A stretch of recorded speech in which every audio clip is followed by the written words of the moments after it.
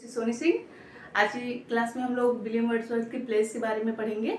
देखिए, आप देखेंगे कि जो विलियम वर्ड्सवर्थ के प्लेस हैं, लिखा तो इन्होंने बहुत कुछ है, ठीक है, लेकिन वही चीज़ पढ़ेंगे जो एग्ज़ाम के पॉइंट ऑफ व्यू से इम्पॉर्टेंट है। ठीक है, आप इस क्लास को मतलब इस वीडियो को देखने के बाद आपको पता चल जाएगा कि जो प्रीवियस ईयर पेपर है उनको उठा के देख लीजिएगा कि किस तरीके से क्वेश्चन इसको पढ़ने के बाद आपके सारे क्वेश्चन हो जा रहे हैं। ठीक है, तो ये स्टार्ट करते हैं अपनी क्लास, ध्यान से पढ़िएगा। देखिए, विलियम वर्ड्सवर्थ जो कि रोमांटिक एज के पोएट हैं, ठीक है, इनके कुछ इंपॉर्टेंट वर्क्स में जैसे लिया हमने पहले टिंटन एबी, जो इनकी एक पोएम है टिंटन एबी, जो ब्लैंक वर्स में इन्होंने लिखा है, रिटन इन ब्लैंक वर्स। किस में लिखी गई है?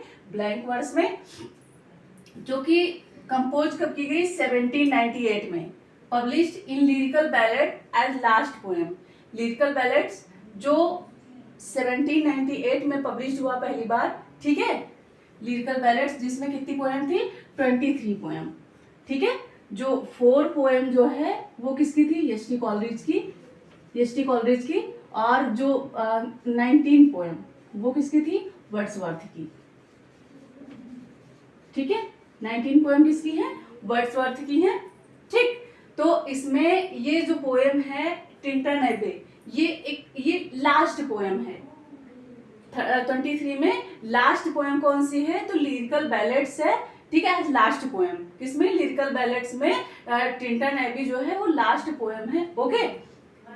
In this poem Tintern Abbey word is not used anywhere. इस पोएम में जो टिंटन एबी वर्ड है कहीं भी यूज नहीं हुआ है, ओके। अभी जो पोएम है इसमें टिंटन एबी वर्ड जो है ये कहीं भी यूज नहीं हुआ है।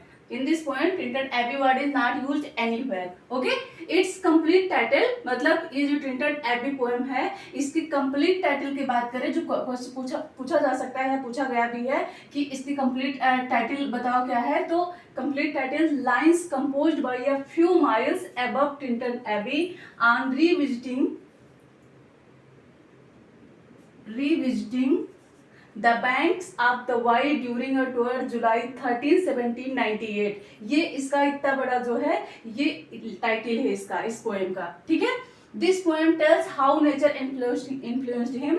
ये पोएम जो है ये बताती है किस तरीके से विलियम वर्ड्सवर्थ को इस पोएम ने प्रभावित किया था। विलियम वर्ड्सवर्थ को कौन सी पोएम? Tintern Abbey, okay. दूसरी poem ode intimation of immortality, ठीक है। ओड इंटीमेशन ऑफ इमॉर्टैलिटी जो कि कब राइट की गई, कंपोज की गई, तो पार्टली जो है 1803 में, कुछ स्टेंजा मतलब इसके लगभग शायद 4 स्टेंजा जो है वो 1803 में लिखी गई, और पार्टली जो है 1806 में, ठीक है। और ये पब्लिश कब हुई? तो 1807 में, क्लियर। मतलब क्वेश्चन पूछा जाए कि ओड इंटीमेशन ऑफ इमॉर्टैलिटी जो है कब पब्लिश हुई, तो 1807 में। रिटन कब की गई, कंपोज कब की गई, तो पार्टली जो 1803 में एंड पार्टली 1806 में, ठीक। ये पिंडारी कोड में लिखी गई है। किसमें लिखी गई है? तो ये पिंडारी कोड है, ओके। टाइटल इसका जो क्या है? Ode intimations of immortality from recollection of early childhood. इस पोएम के टाइटल की बात करें तो कौन सी क्या टाइटल है? Ode intimations of immortality from the collection of early childhood, ठीक है। Immortality ode is a high watermark of poetry. ये बात जो है, इमॉर्टैलिटी ओड को R.W. एमर्सन ने क्या कहा? The high watermark of poetry, ठीक है। क्वेश्चन आ जाए कि हाई वाटरमार्क ऑफ पोएट्री, इसको इमॉर्टैलिटी ओड को किसने कहा? तो R.W. एमर्सन ने इस पे कमेंट किया है, इसको ये हाई वाटरमार्क ऑफ पोएट्री बोला है, ठीक है। दूसरी पोएम द प्रेल्यूड, जो कि क्या है? इनकी स्पिरिचुअल ऑटोबायोग्राफी है वर्ड्सवर्थ की। किसकी? वर्ड्सवर्थ की ऑटोबायोग्राफी क्या है?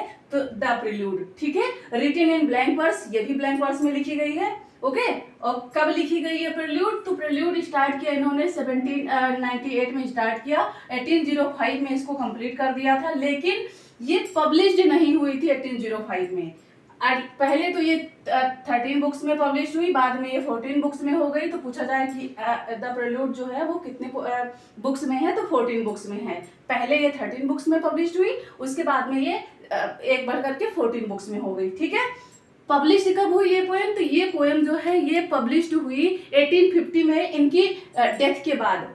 1805 में कंप्लीट तो हो गई थी, लेकिन पब्लिश्ड नहीं कराया था इन्होंने। इसको पब्लिश्ड किसने करवाया, तो इनकी वाइफ मैरी हचिंसन ने इसको पब्लिश करवाया था इनकी डेथ के बाद में। तो 1850 after his death by his wife Mary Hutchinson, मतलब इनकी पत्नी ने इसको पब्लिश कराया 1850 में। ठीक है, डेडिकेटेड किसको है ये पोएम, तो इस पोएम को वर्ड्सवर्थ ने यशी कॉलेज को डेडिकेट किया है। ठीक है, इन्होंने इसका, विलियम वर्ड्सवर्थ ने जो टाइटल रखा वो दिया growth of a poet minds. ठीक है, विलियम वर्ड्सवर्थ ने इसका टाइटल दिया। इसका सब टाइटल की बात करें तो द पोएम टू कॉलेज, ये इसकी सब टाइटल है। और मैरी हचिंसन ने बाद में जब इसको पब्लिश कराया तो उसको क्या क्या नाम दिया, द प्रेल्यूड नाम दिया। क्या नाम दिया, द प्रेल्यूड नाम दिया। ओके, पोएम क्या है, लंदन 1802।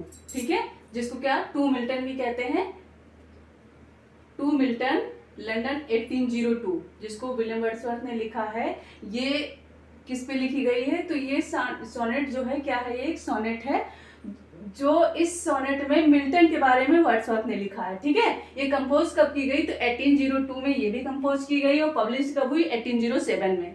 ठीक है, next poem ode to duty, ode to duty जो 1805 में कंपोज की गई, पब्लिश्ड 1807 में। ठीक है, पोएट ने इसको क्या कहा है, पोएट कास्ट ड्यूटी को eastern daughter of the voice of God. क्या बोला इसको, eastern daughter of the voice of God किसको कहा गया है, तो किसको कहा गया, ड्यूटी को। इस तरीके से क्वेश्चन आता है कि eastern daughter of the voice of God किसको कहा गया है, तो किसको कहा गया है, ड्यूटी को कहा गया है। ठीक है, द सॉलिटरी रीपर जो कि क्या है, एक लिरिक है।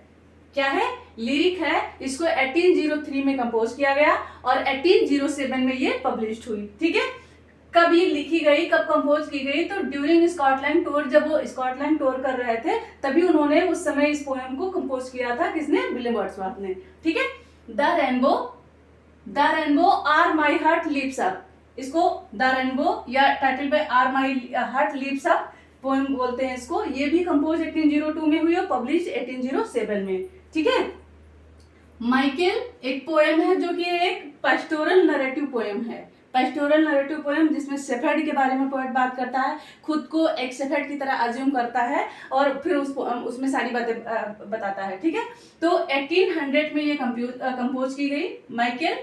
इसमें एक शेफर्ड है गडरिया, जिसका नाम क्या है, माइकेल, जो 80 ईयर्स ओल्ड, मतलब 80 साल का बूढ़ा व्यक्ति है गडरिया। उसकी पत्नी का नाम इजाबेल है। इस तरीके से क्वेश्चन आता है कि माइकेल की वाइफ का क्या नाम था, तो इजाबेल। ठीक है, उसके सन का क्या नाम था, तो ल्यूक, जो कि 18 ईयर्स का था। उसकी कॉटेज पूछ ली जाती है कि कॉटेज का नाम, तो द यूनिक स्टार। जो भी इंपॉर्टेंट है वो सारे पॉइंट्स हमने लिख रखे हैं। ठीक है, cottage, the unique star, son Luke, wife Isabel, shepherd जो माइकेल था वो कितने ईयर्स का था, 80 ईयर्स का था। ठीक है, और कैसी पोएम है ये, तो ये पेस्टोरल नरेटिव पोएम है। ठीक है, देखिए फ्रेंच रिवॉल्यूशन, नेक्स्ट पोएम कौन सी है, तो फ्रेंच रिवॉल्यूशन जो कि 1804 में कंपोज की गई, पब्लिश 1809 में। ठीक है, एक मैगजीन में, द फ्रेंड मैगजीन में। ओके, टू अ स्काईलार्क एक next poem, to a skylark जो कि क्या है, एक सोनेट है। ठीक, 1825 में राइट की गई, कंपोज की गई, पब्लिश 1827 में।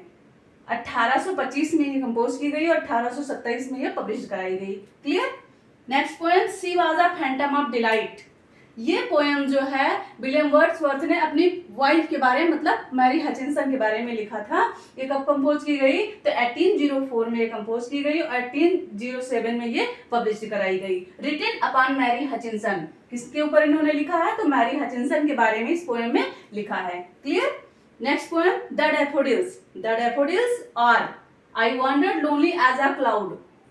ये क्या है, daffodils or I wandered lonely as a cloud, या टाइटल होगी या और करके, या I wandered lonely as a cloud, इसका टाइटल है। ठीक है, ये 1802 में कंपोज की गई और पब्लिश कब कराई गई, तो 1807 में। ठीक है, next poem the world is too much with us. ठीक है, ये भी एक सोनेट है। क्या है ये भी एक सोनेट है। ठीक, क्या है, ये सोनेट है जो कि कंपोज कब हुई, 1802 में और पब्लिश 1807 में। ये जितने सारे पोएम्स हमने बताई हैं, जो भी इन्होंने राइट किया है वर्क्स इनके, ये इंपॉर्टेंट ही हैं। ठीक है, ये सारे एग्जाम्स में आते हैं, जो भी पॉइंट्स है इसमें ये सारे इंपॉर्टेंट पॉइंट्स हैं। आप पेपर उठा के देखना, आपको पता चल जाएगा कि कितने इंपॉर्टेंट ये पॉइंट्स हैं। ओके, क्या नेक्स्ट पोएम इसकी कौन सी है? टू द कुकू, कुकू, जो कि क्या है, लिरिक है।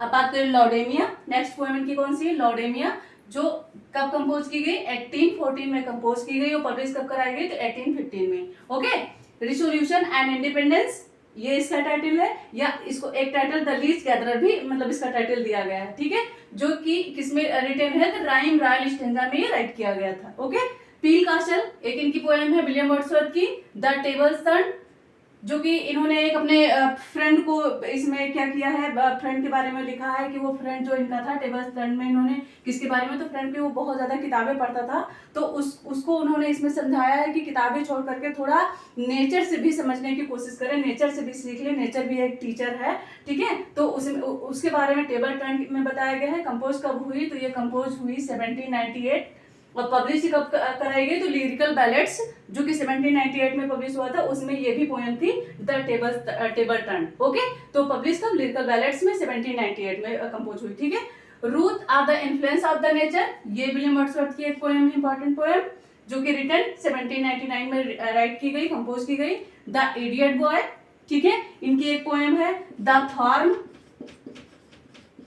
थॉर्न भी इनकी पोएम है, किसकी? विलियम वर्ड्सवर्थ की वर्क्स है, ठीक है।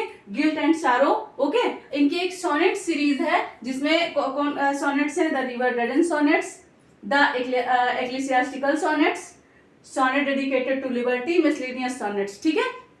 ये सारे इंपॉर्टेंट वर्क्स विलियम वर्ड्सवर्थ के हैं एग्जाम के पॉइंट ऑफ व्यू से, ठीक है। अगर आप लोगों को हमारी क्लास बहुत मतलब अच्छी लगी हो तो प्लीज लाइक शेयर और कमेंट जरूर किया करें। Thanks for watching.